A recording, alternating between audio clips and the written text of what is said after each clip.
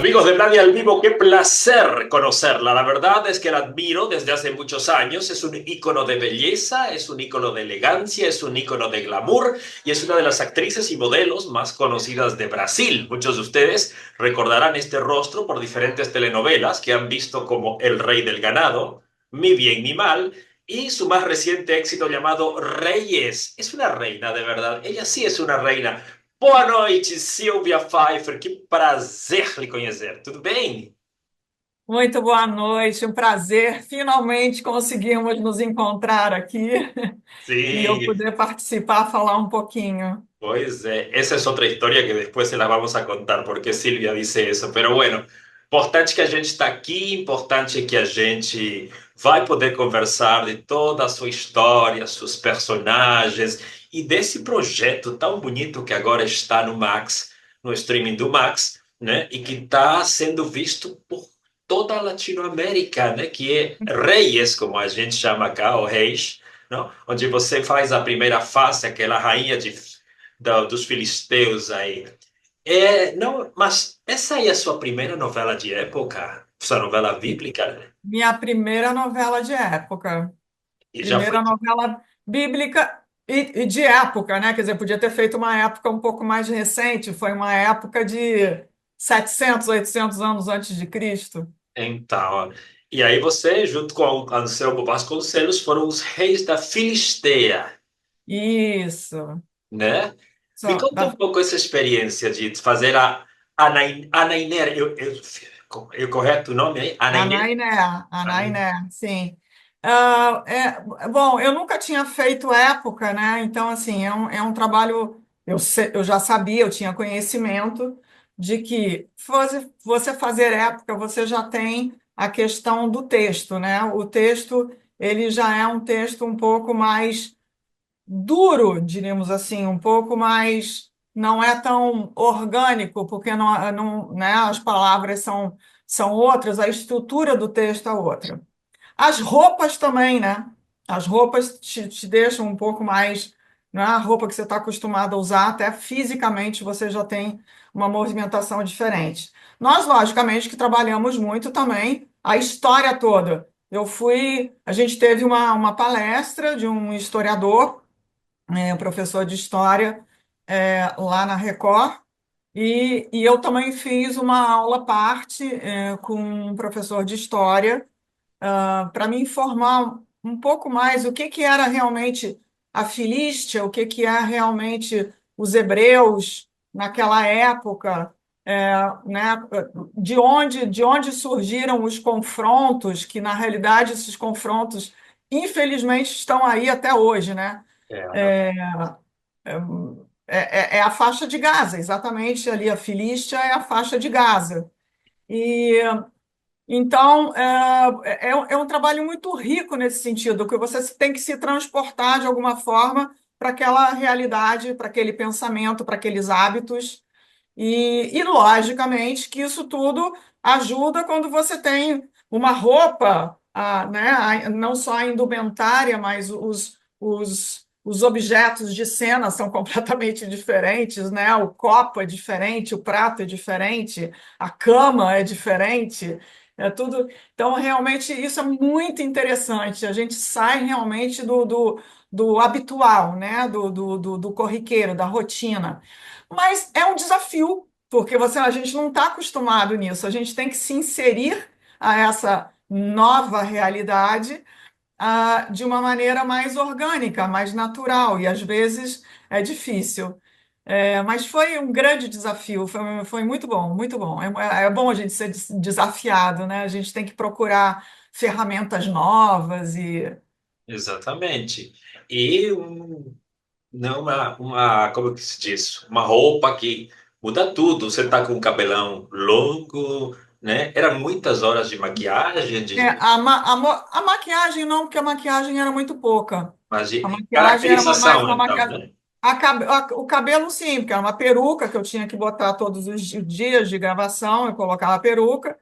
A roupa tinha muitos acessórios, eram saias, essas roupas são sempre quase uns espartilhos, né, por dentro. A parte do corpo aqui, todos os figurinos, eles eram muito amarrados atrás, então me apertavam, me seguravam muito aqui. Isso, de uma certa forma, ajudou, porque as mulheres, acredito, naquela época não tinham a postura que as mulheres de hoje em dia têm. Enfim, que as pessoas, até os homens também andavam mais elegantes. Se a gente não for tão para trás quanto reis, mas se a gente for para trás no século passado, retrasado, né?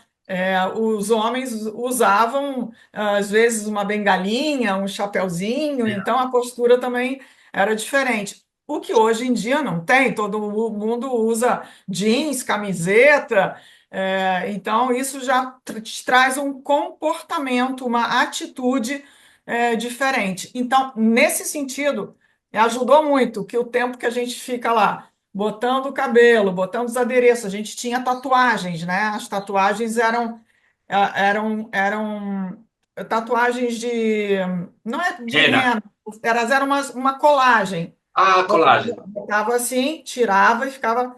E aquilo durava 2 dias, mais ou menos. Então, tinha retoque, ou então tinha refação das tatuagens. Eu tinha pouco, eu tinha uma na mão e uma aqui, assim.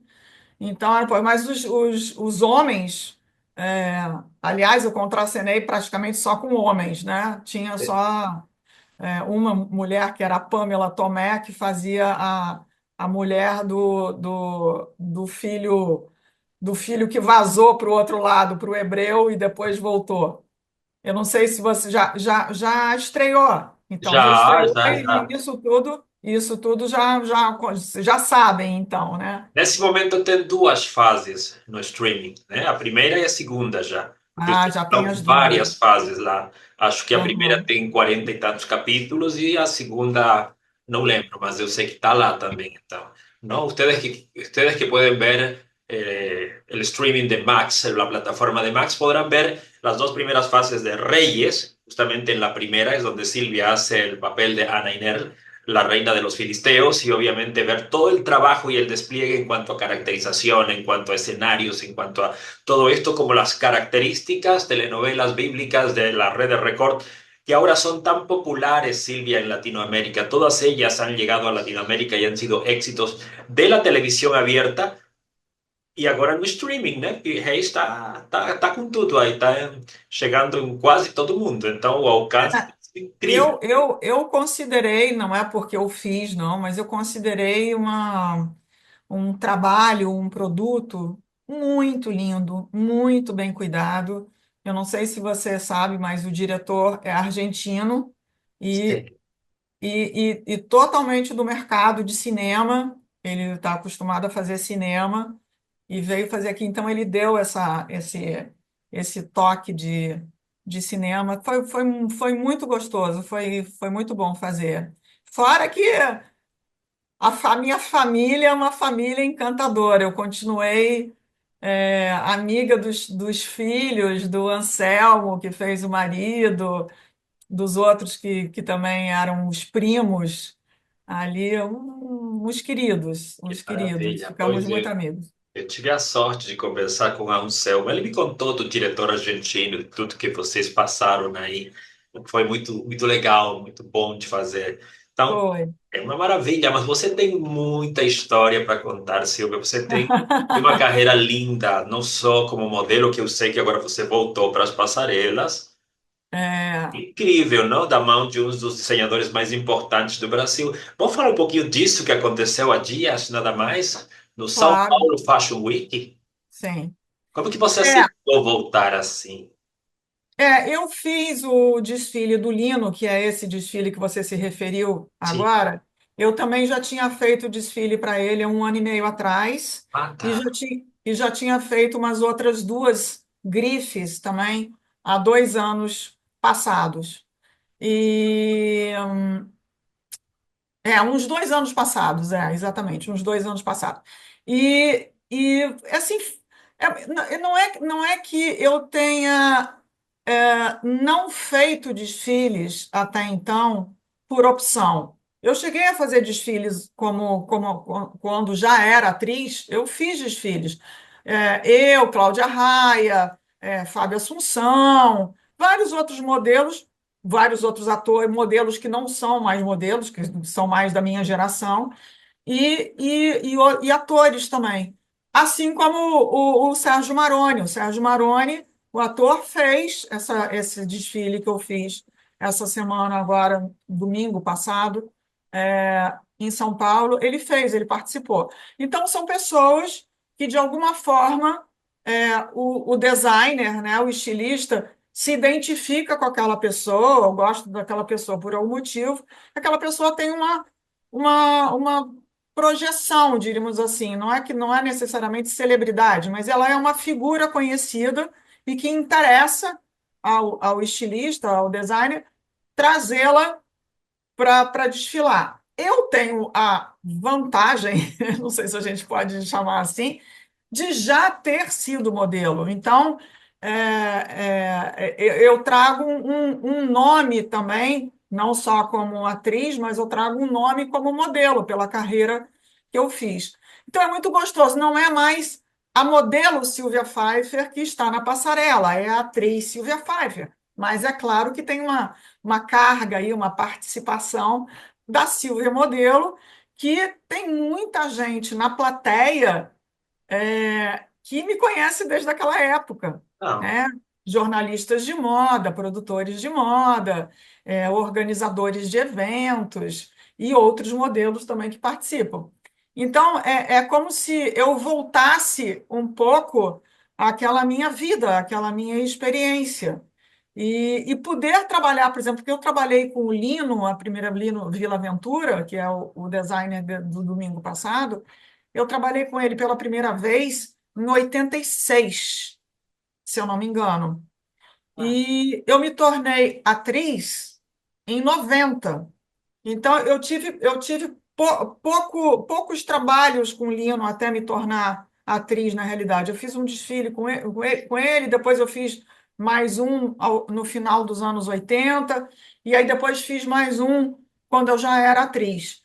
E aí voltei a fazer agora, há um ano e meio, um ano e meio, e agora nesse domingo. Amizade de longa data, então, a sua com ele. Sim, sim, sim, sim. Como é que você chega? Você começou sendo modelo. Você desfilava fora do Brasil também, não é verdade? Sim, sim, desfilava fora do Brasil. Eu não comecei tão cedo.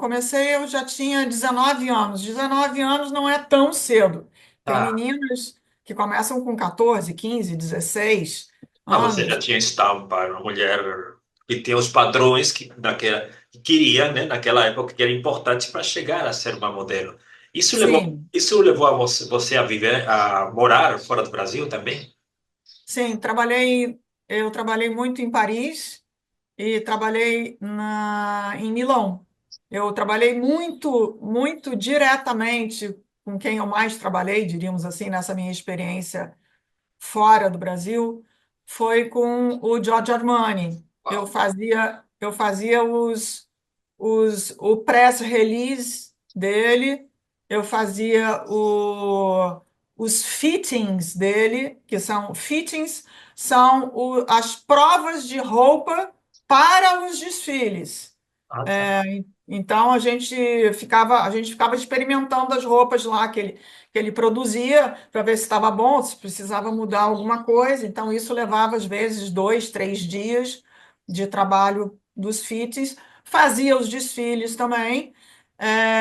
Eu não cheguei a fazer nenhuma campanha publicitária, porque tinham duas outras meninas que já faziam para ele e tal. Não cheguei a fazer, não.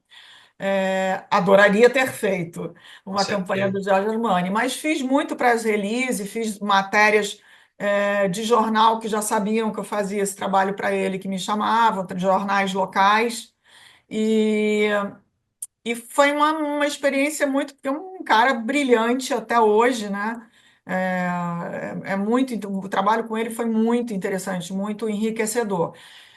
Em Nova York, eu fui para Nova York já, diríamos assim, no final da minha carreira de modelo, eu falei, vou experimentar, mas eu já tinha passado por um processo de preparo para fazer um trabalho como atriz e não tinha acontecido o trabalho, E o esse qual preparo eu foi fui. onde? No Brasil, em Nova York? Esse preparo. Não, o preparo foi aqui. Ah, aqui como atriz. sei. Eu tinha sido chamada para uma produção, me preparei e acabei no último momento não fazendo. E aí, não por escolha minha, mas e fiquei muito frustrada por isso. E falei, vou, vou para Nova York para experimentar, enfim, queria abrir um pouco mais as fronteiras, diríamos assim. E aí fui para Nova York e peguei uma boa agência, peguei a Ford Models. E aí, quando foi mais ou menos umas 2 semanas depois, 10 dias depois, eu me lembro que eu peguei uma chuva horrorosa fazendo os appointments, né? Que eles chamam. E, e uma coisa foi muito curiosa, eu gosto de contar isso, que é uma Por coisa muito favor. curiosa na vida da gente. Adoro. Você conta o que você quiser. Pode contar. Nova York é muito difícil de você não encontrar um endereço em Nova York, né? No downtown, tudo bem, porque ali a cidade começou, as ruas não se cruzam às vezes tanto e tal, mas na parte um pouquinho mais média, alta, é impossível você se perder em Nova York, porque cruza assim, avenida, street e tal, não sei o quê, né? Bom, enfim. Eu tinha passado na frente do endereço que eu tinha que entrar, acho que umas 3 vezes, assim, pelo menos 2 vezes eu já tinha passado ali na frente e não tinha visto o número do prédio, é impossível isso. E estava chovendo muito, eu estava já inteira molhada do joelho para baixo, a minha mochila nas costas já estava pegando, porque meu guarda-chuva já não segurava mais a chuva de vento, né? Nova York sempre É. encana um vento muito diagonal também e tal. E quando eu cheguei na frente do prédio pela terceira vez, eu falei assim, como é que eu não vi isto antes? Entrei para fazer o appointment, que era um appointment para um desfile. Quando eu saí de lá, eu fiquei pensando nisso e falei assim, não era para eu estar aqui, eu estou aqui fugindo de uma frustração. É isso mesmo que eu quero continuar fazendo na minha vida. Aí passei uns 2, 3 dias pensando nisso, porque eu já estava trabalhando como modelo há 12 anos. Eu já tinha meus 30 anos de idade, praticamente 29 para 30. Eu falei, o que que eu vou fazer da minha vida depois? Então, já tinha esse pensamento. Não, eu já tinha 30. Eu já tinha 30 anos, 30 para 31. Falei, o que que eu vou fazer da minha vida? Então, assim, já havia um canal aqui aberto na minha mente de querer buscar alguma coisa. Quando aconteceu isso, eu falei assim, eu não estou aqui simplesmente porque eu quero buscar um mercado. Eu estou aqui também para fugir da frustração O de que não ter feito o aconteceu? trabalho lá que eu estava acreditando que eu fosse fazer. Tudo bem, justifica-se eu buscar um novo mercado dentro da profissão que eu abracei durante tanto tempo e que eu fui tão bem sucedida, justifica-se. Mas naquele momento me deu uma agonia. Minha filha também era relativamente pequena, né? Tinha 4 anos, mais ou menos, e aí me deu uma louca. Assim, eu liguei para a agência um dia e falei. Olha, eu queria avisar para vocês que podem cancelar aí o meu schedule, porque eu vou voltar para o Brasil, que eu estou com um problema pessoal para resolver lá. Porque o americano, se você fala que tem um problema profissional, você vai impactar ali, vai ser contraditório se você está se disponibilizando alguma coisa. Mas também, se você disser um problema pessoal, eles não vão gostar muito, porque eles não entendem muito essa coisa. Mas eu falei isso. E aí eles, logicamente, não entenderam como que você vai abrir mão de desfile de Carolina Herrera, porque eu já estava bucada para Carolina Herrera, para Bill Blass e para uns outros três bem importantes da época, que isso foi em 89. Eu falei, pois é, mas eu tenho que resolver é uma coisa familiar muito séria, eu vou ter que voltar.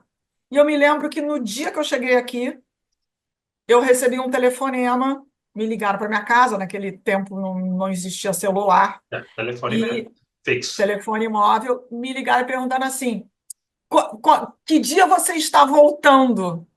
Aí eu falei, eu acabei de chegar. Eu cheguei hoje aqui no Brasil e eu não tenho previsão, talvez uma semana, 2 semanas. Ainda falei isso, uma semana. Aí eles falaram, ah, é uma pena, porque realmente então você vai perder tudo.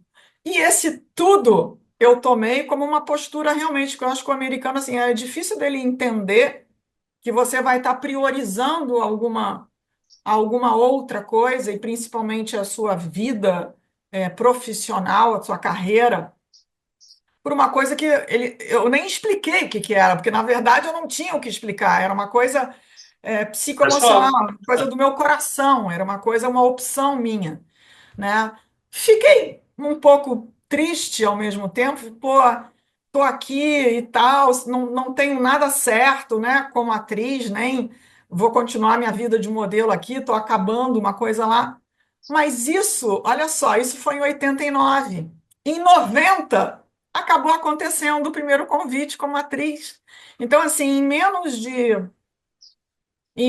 8 meses, porque isso aconteceu em Nova York em setembro de 89, eu fui para lá em setembro, e no início do ano de 90 veio a primeira oportunidade de eu trabalhar como atriz. Então, Cláudia Toledo. Esse nome diz alguma coisa também? sim, Cláudia Toledo, foi na minissérie. Eu tinha feito em 89, eu fiz uma participação num longa-metragem que ganhou até o Festival de Gramado na época, e tal, que o título é Não Quero Falar Sobre Isso Agora, que é do Mauro Faria. Ah, tá. É, Então era para e essa produção que eles chamaram para você, para fazer cinema. não, não, não, não, não. Era uma cena, era uma sequência de cenas, era um trechinho. A minha participação foram 3 minutos de cena, uma coisa assim. Tá. Era eu e Evandro Mesquita. E aí, no início de 90, a Bia Lessa, diretora de teatro, que tinha me preparado para o tal filme, o qual eu não fiz em 88, que me gerou essa frustração enorme, Uhum. me convidou para fazer uma peça de teatro, para eu substituir uma atriz, numa peça que já existia, para eu substituir essa atriz. Tá. E eu aceitei o desafio e comecei a ensaiar a peça com ela. Agora, era uma peça muito difícil, é, era Orlando, da Marguerite Yourcenar, e, e já estava montada a peça, atores incríveis em cena, eu morrendo de medo, que eu ia estar substituindo uma pessoa, tinha cena de nudez no palco, eu tinha pouco tempo para preparar, para ensaiar, porque eu já tinha reestreia marcada. No terceiro dia de ensaio, eu chego em casa à noite, lá pelas 8 horas da noite, 8h30 da noite, e recebo um telefonema da Rede Globo. Porque a Bia Lessa, desculpa, tem um detalhe, a Bia Lessa, em 89, me levado na Rede Globo, quando soube que eu não ia fazer o filme, e falou: Olha, eu queria apresentar essa menina a vocês, eu trabalhei com ela para a preparação do filme e tal, porque eu perguntei para ela, eu falei: O que que eu faço agora? Vou procurar uma outra professora, vou entrar num teste, se você souber o que. E ela falou, não, ela falou, eu te preparei durante 3 meses, 4 meses, o que é um período enorme de preparação normal de um curso, é um curso de 1 ano e tal. O que eu fiz com você em 3 meses, só você, porque ela só trabalhava comigo. Sei. Foi muito intenso. Então, você tem que botar em prática o que você aprendeu, porque você já entendeu o que é para fazer, como é que é para começar. E aí ela me levou à Rede Globo. Eu fui apresentada a Daniel Filho em 89, eu acho, início de 90.